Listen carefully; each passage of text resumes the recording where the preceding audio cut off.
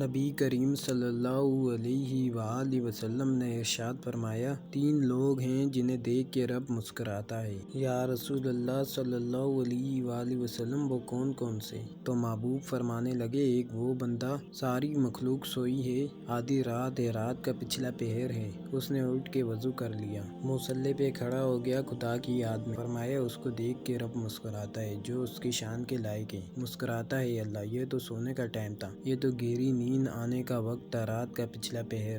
اور ساون کی کالی راتوں میں جب بوندا باندی ہوتی ہے، وہ راتوں کو اٹھ اٹھ کے روتے ہیں، جب خلقت ساری سوتی ہے اللہ مسکراتا ہے۔ تو سننا میرے بھائی، میرے نبی پاک صلی اللہ علیہ وآلہ وسلم فرماتے ہیں، جب مسلمان نماز کے لیے صفیں بناتے ہیں نا، ترتیب لگ رہی ہوتی ہے، اب اللہ کی بارگاہ میں کھڑے ہو گئے، قیام کرے گے، رکوع کرے گے، سجود کرے گے، فرمایا جب مومن صفیں بناتے ہیں تو رب دیکھ کے مسکراتا ہے، مسکراتا ہے۔ کمال ہو گئے عروج بندگی کا، جو بندے کو دیکھ کے رب مسکرائے۔ خدا بندے سے خود پوچھے، بتا تیری رضا کیا ہے، مسکراتا ہے۔ اور میرے نبی پاک صلی اللہ علیہ وآلہ وسلم فرماتے ہیں، جب مجاہد جہاد کے لیے صفیں سیدھی کرتے ہیں، آج تو یہ رب کے نام پہ مرنے ہی آ گئے، یہ صفوں میں کھڑے ہو گئے، ترتیب سے لڑیں گے، ترتیب سے گلا کاٹیں گے کافروں کا یا شہادت لیں گے۔ فرمایا جب جہاد کے لیے لوگ صفیں بناتے ہیں تو رب انہیں دیکھ کے مسکراتا ہے۔ کتنے نصیبوں والا ہے وہ بندہ جسے دیکھ کے مسکرا دیا۔ کبھی تیرا بیٹا تیرے سامنے مسکرائے نا چھوٹا،